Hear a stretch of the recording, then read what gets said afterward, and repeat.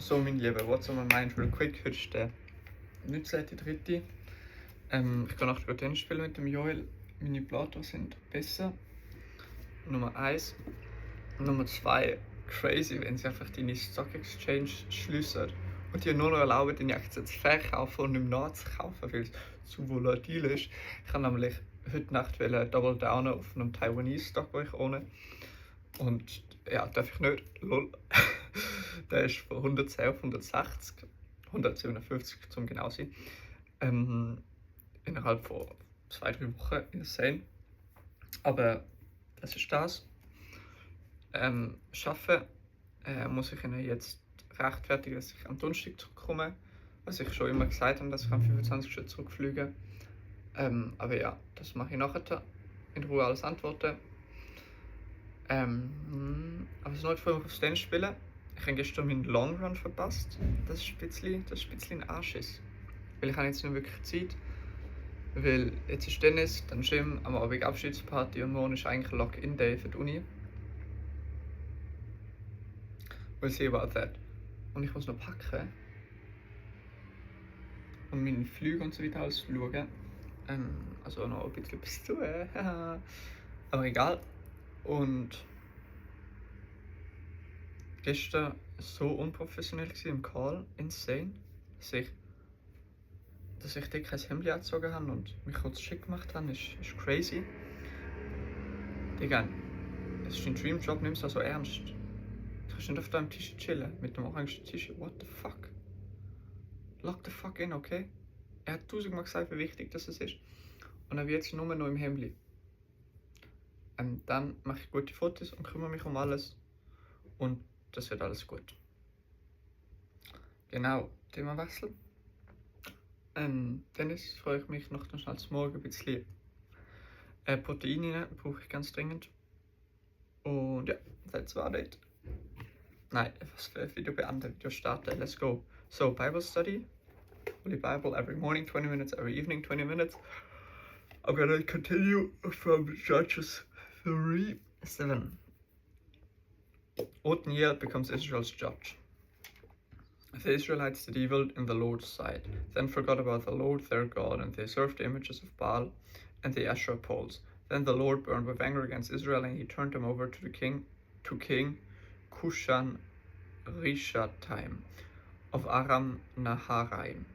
And the Israelites served Cushan Rishathaim for 8 years. But when the people of Israel cried out to the Lord for help, the Lord raised up a rescuer to save them. His name was Othniel, the son of Caleb's younger brother Kenaz. The Spirit of the Lord came upon him, and he became Israel's judge. He went to war against King Cushan Rishathaim of Aram, and the Lord gave Othniel victory over him. So there was peace in the land for 40 years. Then Othniel, son of Kenaz, died. Ehud became Israel's judge. Once again, the Israelites did evil in the Lord's sight, and the Lord gave King Eglon of Moab control over Israel because of their evil. Eglon enlisted the Amorites and Amalekites as allies, and he went out and defeated Israel, taking possession of Jericho, the city of palms. And the Israelites served Eglon of Moab for 18 years. But when the people of Israel cried out to the Lord for help, the Lord again raised up a rescuer to save them. His name was Ehud, son of Gera, a left-handed man of the tribe of Benjamin. The Israelites sent Ehud to deliver their tribute money to King Eglon of Moab. So Ehud made a double-edged dagger that was about a foot long, and he stabbed it to his right thigh, keeping it hidden under his clothing. He brought the tribute money to Eglon, who was very fat. After delivering the payment, Ehud started home with those who had helped carry the tribute. But when Ehud reached the stone idols near Gilgal, he turned back. He came to Eglon and said, "I have a secret message for you." So the king commanded his servants, "Be quiet," and he sent them all out of the room. Ehud walked over to Eglon and was sitting alone in a cool upstairs room. And Ehud said, "I have a message from God for you." As King Eglon rose from his seat, Ehud reached with his hand, pulled out the dagger, stabbed to his right thigh, and plunged it into the king's belly. The dagger went so deep that the handle disappeared beneath the king's fat. So Ehud didn't pull out the dagger, and the king's bowels emptied. Then Ehud closed and locked the doors of the room and escaped down the latrine. After Ehud was gone, the king's servants returned and found the doors to the upstairs room locked. They thought he might be using the latrine in the room, so they waited. But when the king didn't come out after a long delay, they became concerned and got a key. And when they opened the doors, they found their master dead on the floor.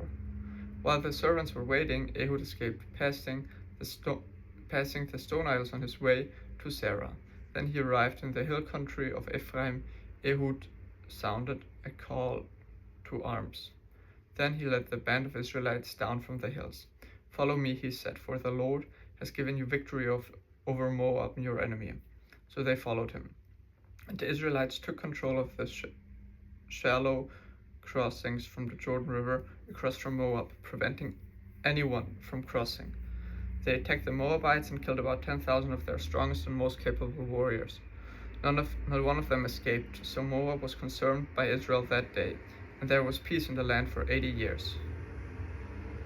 Shamgar becomes Israel's judge. After Ehud, Shamgar, son of Anath, rescued Israel. He once killed 6,000 Philistines with an ox goad. Deborah becomes Israel's judge. Judges 4. After Ehud's death, the Israelites again did evil in the Lord's sight, so the Lord turned them over to King Jabin of Hazor, a Canaanite king. The commander of his army was Sisera, who lived in Harosheth Hagoyim. Sisera, who had 900 iron chariots, ruthlessly oppressed the Israelites for 20 years. Then the people of Israel cried out for the Lord to help. Deborah, the wife of Lapidoth, was a prophet who was judging Israel at that time. She would sit under the palm of Deborah between Ramah and Bethel in the hill country of Ephraim, and the Israelites would go to her for judgment. One day she sent for Barak, son of Abinoam, who lived in Kadesh in the land of Naphtali. She said to him, "This is what the Lord, the God of Israel, commands you.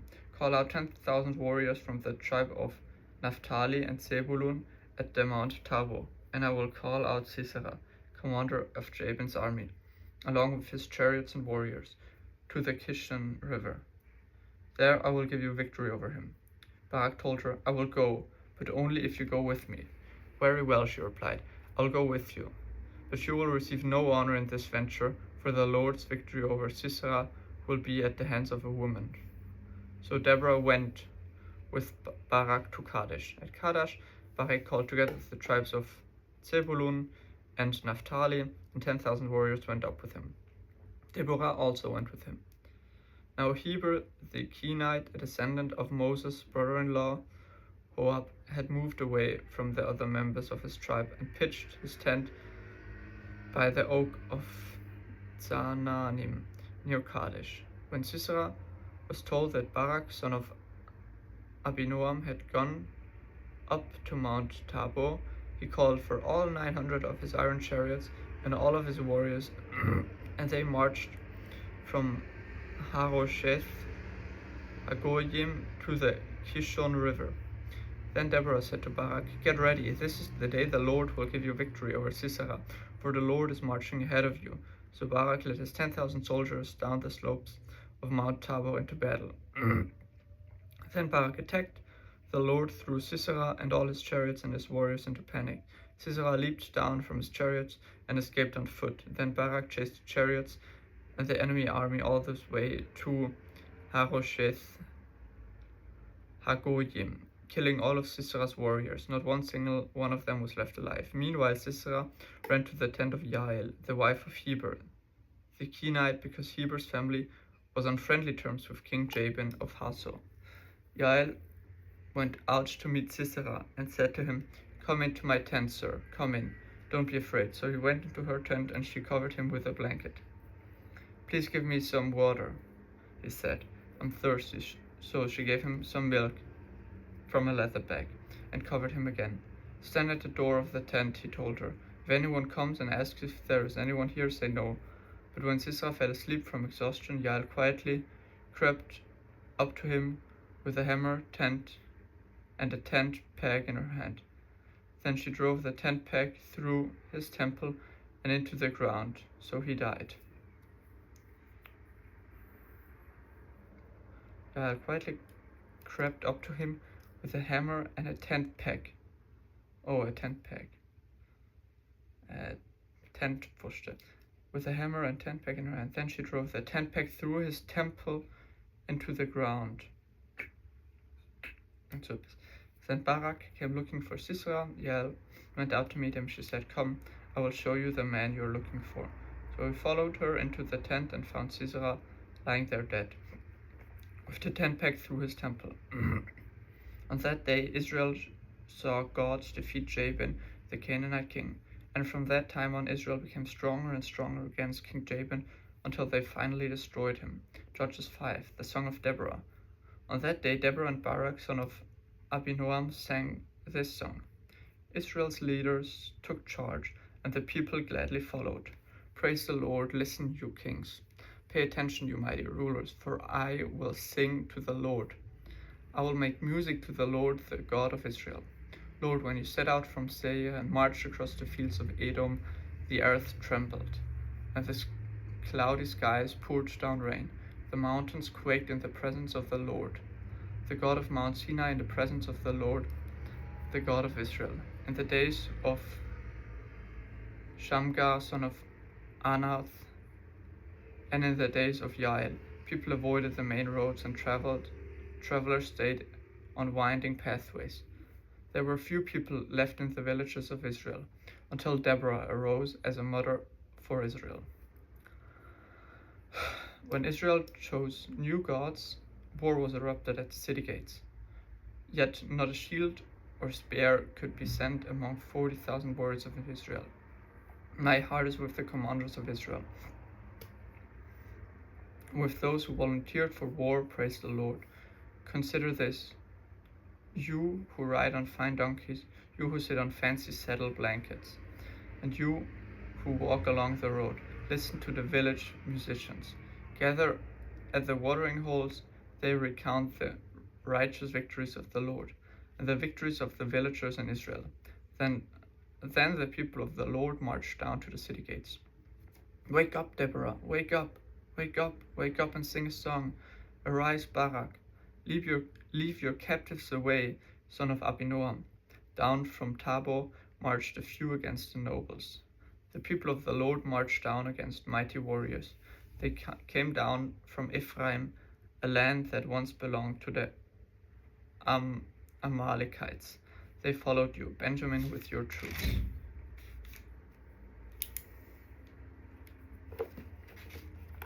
From Machir the commanders marched down. From Zebulun came those who carried a commander's staff. The princes of Issachar were with Deborah and Barak. They followed Barak rushing into the valley. With the tribe of Reuben there was great indecision.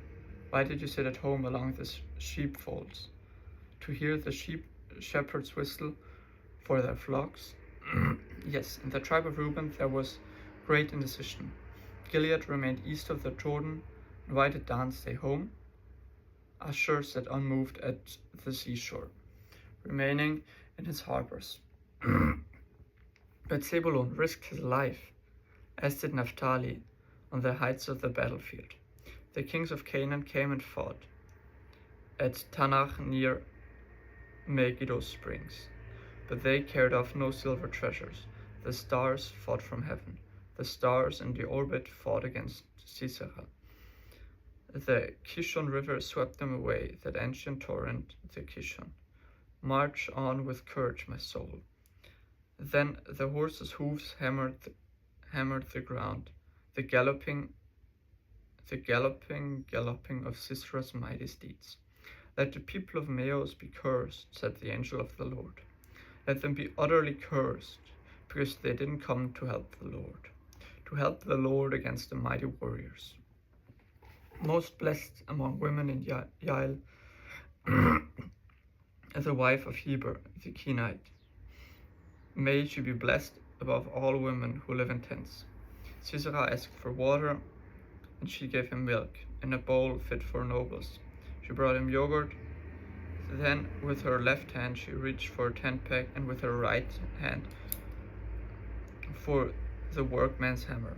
She struck Sisera with the hammer, crushing his head. With a shattering blow she pierced his temples.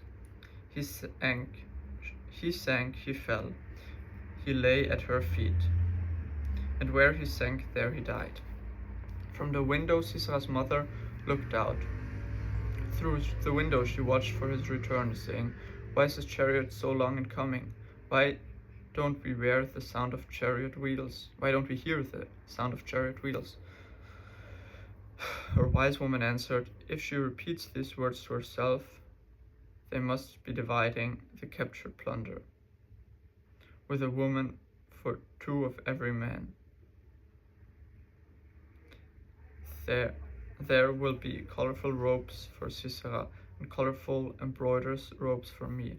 Yes, the plunder will include colorful robes embroidered on both sides.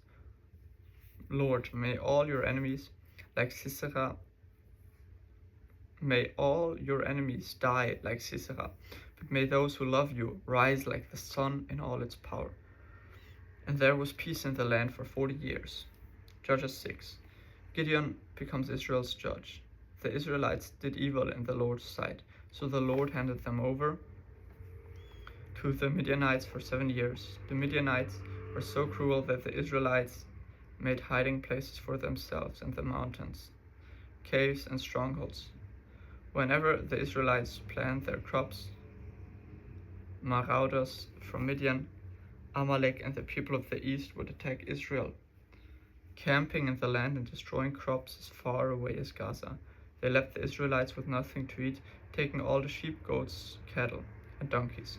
These enemy hordes were coming with their livestock and tents, were as thick as locusts. They arrived on droves of camels, too numerous to count.